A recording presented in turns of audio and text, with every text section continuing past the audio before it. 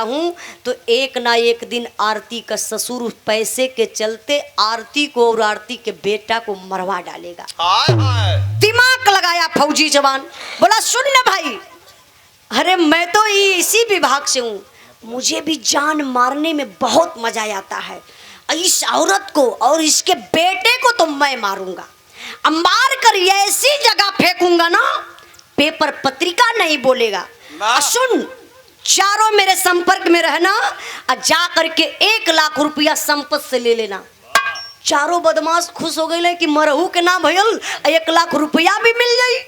चारों 3-4 दिन के बाद पहुँचल संपत के दुआरे और संपत मारे टेंशन में न खात हुआ न पियत हुआ। उनके ये टेंशन बा कि उनको ले गईला बदमसवा सो मरल कि ना मरल में कुछ समाचार ना मिलल। वही दुआरे ऐसा बैठल हम बुझात बा कि कई गाय के हत्या परल है, कई गाय के हत्या उनके लगल बा। तब बोले चारों बदमाश ऐसा लम्बों से देख के कहना कक्का इशारा करें कि हम गला दाब के अर्तिया के मार के फेंक दली। तो बुढ़वा कहा था चुप, इशारा कैलस कि पीछे से घर में आवा।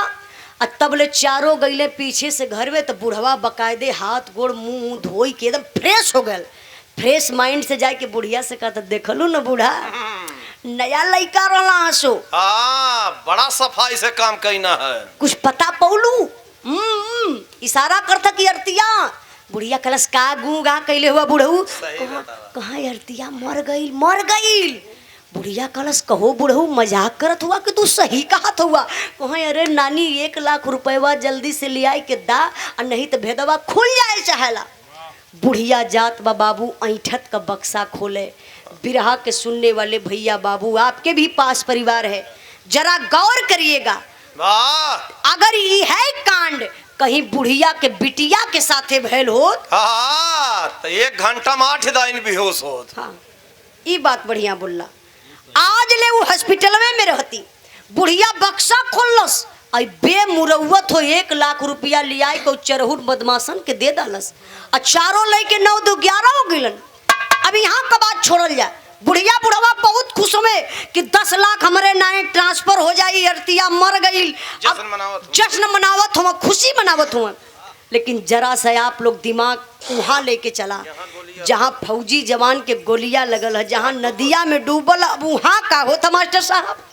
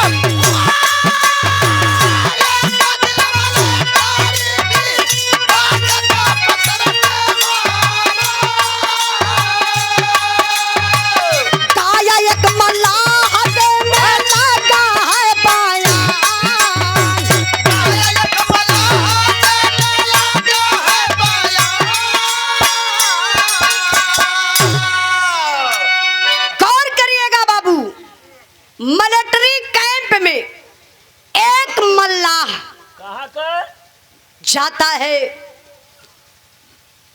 जा करके बोला जैन सर। हाँ जैन कौन हो तुम? सर मैं जात का मल्लाह हूँ, जो सिंधु नदी है ना उसी नदी में मैं मछली मारने का काम करता हूँ। कुछ दिन पहले की बात साहब बता रहा हूँ, एक हिंदुस्तानी जवान की लाश बहते हुए आ रही थी नदी में। साहब मैंने देरी नहीं किया, उत्तर प्रदेश पुलिस भरत सिपाही जौनपुर के धरती से बहुत बहुत आपके प्रणाम। 1 करोड़ के भाव पर 100 रुपए का पुरस्कार देके आप सम्मान के लिए भैया के बहुत बहुत प्रणाम। शालीग्राम यादव बरैनी के धरती से सुरेंद्र गायक के चाचा हूँ। आप सुरेंद्र गायक के चाचा, क्या बात है। आप लोगों का पुरस्कार मिलेला, ये रुपया पैसा नहीं, हमारा बदे आशीर्वाद बा। 1 करोड़ के भाव पर 100 रुपए का पुरस्कार देके आप सम्मान के लिए आपके बहुत बहुत प्रणाम। यह ज्यादा बा कि आप लोग इतना प्रेम से बिरहा के सुनत हुआ, और क्या चाहिए। बिरहा पर ध्यान नहीं बाबू। अब मल्लाह सारी बात को बताया। साहब जब हिंदुस्तान का जो जवान था ना, उल्लास उसकी बहती हुई आ रही थी, मैंने साहब उसको बाहर निकाला तो देखा उस फौजी जवान के कंधे में एक गोली लगी थी, लेकिन साहब हल्की हल्की सांसें चल रही थी। मैंने साहब देरी नहीं किया, उस फौजी जवान को ले जाके हॉस्पिटल में भर्ती कर दिया। साहब आराम हो गया है, वो अपने परिवार से मिलना चाहता है।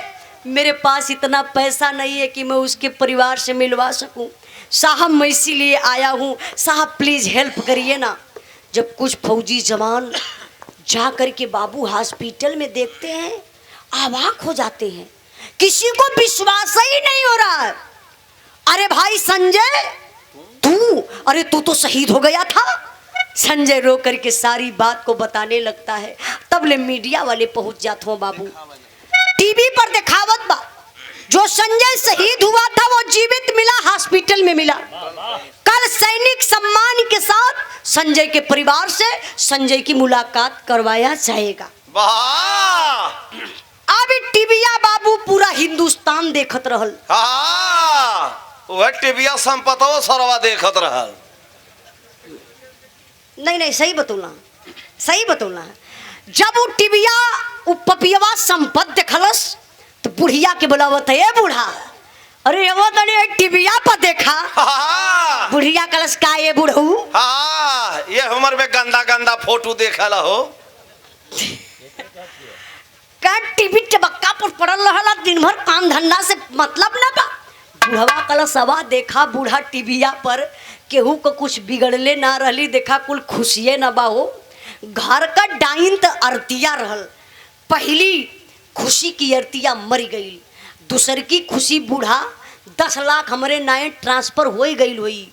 हाई तीसर की खुशी देखा, अपार खुशी बेटुआ तो और जियते बा, हमार संजय जियत बा। चौथ की खुशी फिर रुपया कमाई रे बूढ़ा। अब पटवी खुशी ने बुढ़िया अब की बार संजैया का ब्याह करब नो। निम्मन पतो हलिया, दोनों जने काम बढ़िया से चली रे। अरे केकर हो? वही दोनों जने को। केकर? बूढ़ी बूढ़ा तेल पानी लगाई जगह तू लगवा ली है। अरे हमारे का जरूरत, पागल कहीं।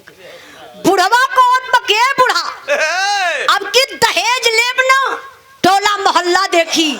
अच्छा वो पपियवा की इतना धन का भूख का जाई तो लाद के ले के टिठिया पर जाई। अरे आयल हुआ खाली हाथ, खालिए हाथ जाए के बाद वो पापी के पता है ना बा। अब कैलाश का बुढ़वा टीवी पर देखते बा ये बाबू, तबले बिहान भर भयल। जब कॉल हुआ तो गौर करेंगे, सैनिक सम्मान के साथ संजय घरे आई गईलन। ऐसे मंच लगल बा, संजय बैठल हुआ, तबले मीडिया वाले फिर पहुंच गईलन। ऐसे पब्लिक भी जुटल है, जैसे आप लोग बिरहा सुनाया, पूरे क्षेत्रवा का लोग उमड़ गए संजय के देखे बदे कि जो संजय शहीद हुआ था वो जीवित मिला। आखिर कैसा होगा जरा एक बार देख लेते हैं। ऐसा जनता जुटल बा। अब मीडिया वाले सवाल करते हो, संजय अपनी बीती कुछ बात बताइए, आपका परिवार मिला, गांव मिला, समाज मिला, जीवन दान मिला, कुछ तो बताइए संजय। अब संजय का बताऊं, का भाग सारे पहले में हरारू खोजे दकुलहीन। संजय ऐसे ताके अक्का बक्का मती। अच्छा तो पब्लिक ना ही जानत बा कि संजय का निगाह का खोजत बा। और बुढ़िया माई संजय के उ जान गई बेटवा के बारे में। जाय के भैया बुढ़िया अपने संजय बेटवा के भर अकवारी पकड़ लस, कलश लाल हो हम बुझत थैला हीराऊ जेके अखिया तोर खोजत बललहू। ओकर अखिया तो के ना खोजलस हो हीरा, 10 लाख रुपया पौलस हो लाल, घर का इज्जतिये डुबाए दहलस, कोनो दूसरे मर्दे के लई के भाग गई। हाय हाय तेरे हिये त बितौलस हो लाल। अरे बाप रे बप्पा, जो फौजी जवान इमोशनल में था ना, तेवर में आ गया। वाह कलम माँ, ऐसी नारी की मेरे जिंदगी में कोई जरूरत नहीं है। अच्छा संजय के का पता कि हमार माई मंथरा का रोल अदा करत हैं। हाँ तब ले गजब हो गया। अच्छा गजब का भैल जरा आप लोग ध्यान दीजिएगा, गजब का हो तो मास्टर साहब पिरहा का आखिरी लाइन। और चाय वाले भैया एक बार गरम चाय, ठंडी हो जाती है चाहिए, गरम चाय लिए के पिया था। कैसे यार विराह खत्म ही बाहर शुरू रही, चाय ना मिले तो आध बाल्टी रस घोर के लोग के दिया।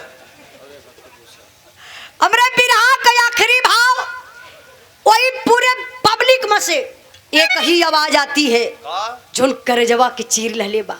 कमान आवाज बा, केकर आवाज बा मास्टर साहब?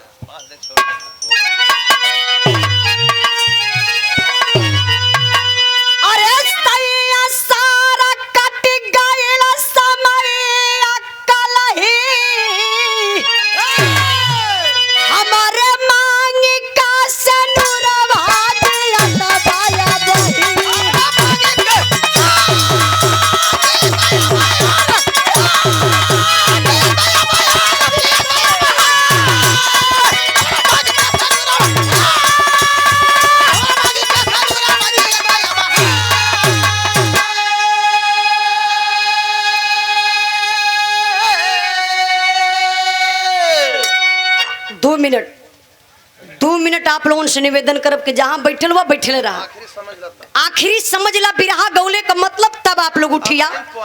आखिरी पॉइंट में ध्यान जरूर दीजिएगा। जोर से आवाज आई, सैया सैया सारा कट गई समैया कलही, हमारे मांगी का सेनुरवा जियत बया बही। पूरी भिड़िए भैया हो पीछे मुड़ के ताके लगल, अरे कौन बदतमीज औरत है जो संजय को पति बना रही है। अच्छा भिड़िया ना चिन्हत बा को औरत कौन बा, लेकिन संपतवा सरवा चिंता होई। हाँ वो बुढ़वा चीन ही गयल। अरे बुढ़वा का भैया ना एकदम ब्लड प्रेशर हाई होके लगल। बुढ़वा कलस, अरे दादा रे दादा, 1 लाख रुपया ले गईलन। और जियता लिया पहुंचाऊ गई न। सरवा हमारे साथे तो गद्दारी कुल कइलन, हाई अरतिया के जियते पहुंचा दलन। अब बुढ़वा सोचल कि भेदवा जाई खुल, और डिब्बा में पानी उठौल से भैया धीरे से सिवान दबला, हाँ पकड़ लल सरहरी वाला खेत। बुढ़वा के अब तसल्ली मिलल कि जान त जाई बच, भेद तक खुली ना। तब ले भैया बुढ़िया आइल। अब बुढ़िया देखत या कहत, अरे राम हो राम, कहो अरतिया बा। कि अरतिया के मौसी की लड़की खड़ी हो। कहाँ खड़ी हो? वहाँ संपतवा घरे। आले बुढ़िया तबले आई के अपने बेटवा संजय के भारी अखबारी पकड़लस, जोर से चिल्लाई के कलस, अरे लाल हो लाल, ही डैनिया आइल तो के फिरो खाए जाई। अयतना कही के बुढ़िया धड़ाम से गिरल। लुग्गा उग्गा खराब कर घल एकदम। अच्छा लुगवा कैसे खराब कैले रहे? धोरियम लोड है पोढ़े लगल डरन। हाँ हाँ वाह, ये गले ना सरिया कचारे बजे में जुगन। ये हास रस भी रहा, हंसाला। अरे मूर्ख राम, बिरहा पर ध्यान दें बाबू। बुढ़िया धड़ाम से गिरल, लोग कहे बुढ़िया का हाथ उभर गल, बेना डोला बोल जात हो। तब ले गजब हो गया।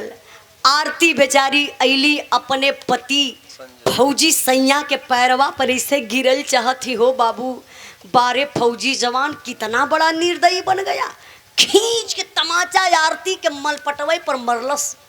आरती धड़ाम से गिर गई, अर्ध चेतना में हो गई। जब धीरे धीरे पूरा चेत भयल तो एक बार अपने पति कैसे निहारत ही गली, पति देव आप हमके ना पहचानला, हम आपका आरती जो 3 दिन का बेटवा सौरिया में छोड़ के गलला, ये आपका बेटा आप चिन्हत ना हुआ। फौजी जवान कल सुन आरती, तू मेरी आरती थी, मेरी आरती है नहीं। अरे मैं शहीद हुआ था, ना कि मेरा परिवार शहीद हुआ था। मैं देश की रक्षा कर सकता हूँ, तू मेरे परिवार की रक्षा नहीं कर पाई। क्या 10 लाख रुपया मिला तुझे, किसी पराये पुरुष के साथ में चली गई? तेरे जैसी नारी की मेरे जिंदगी में कोई जरूरत नहीं है। और ये बाप रे बप्पा, जब तमाचा दूसरा खिंचलस फौजी जवान आरती के मारे बदे न, ऐसे पब्लिकिया में से एक तीसरा जवान उठकर खड़ा हो गया, बोला अरे संजय, तू मुझे पहचान रहा है मैं कौन हूं? आरती को एक तमाचा मत छूना, मेरी कसम। सुन मेरी बात। तबले संजय खड़ा हो गए और दौड़ के जाए कोई पब्लिक में गले मिले लगलन। अच्छा, वो तीसरा व्यक्ति कौन था? देवानंद फौजी, जो आरती को बचाया था। बोला भाई सुन, आरती को मैं ले गया था, किसी पराये पुरुष के साथ में आरती नहीं गई थी। मैं जबरन ले गया था आरती के अपने घर, और अपने धर्म की बहन बनाकर आरती को अपने घर में सुरक्षित रखा था। क्या बात। अगर सारी जानकारी चाहिए ना संजय, तो अपने पिताजी संपत को बुलाइए। अब भैया तो ससुरा गायब मिली कहाँ? तो संपत गायब हुआ, मिलते ना हुआ। 4-6 गो लड़का खोजत खोजत न पहुँचले वही रहरी के किनारे ओरी। अब वो रहरी का पेड़ पकड़ के गोपाल यादव गहिरा से समोसा वाले भैया की तरफ से ए बिरहा के भाव पर 100 रुपए का पुरस्कार। भैया के बहुत बहुत प्रणाम, आशीर्वाद कचा रही। लगत बनकर फेमस समोसा बा। हाँ भैया, पैसे में बता देता हूँ। दुकानिया पूछला कहियो लौटत खा लिया। गौर करेंगे बाबू, अभी बुढ़वा वही रहरी का पेड़ पकड़ के 265 वाली मार के सरवा फेट हो तुम भुनभुना तक कि भगवान हमार जान बच जाए, इज्जत बच जाए।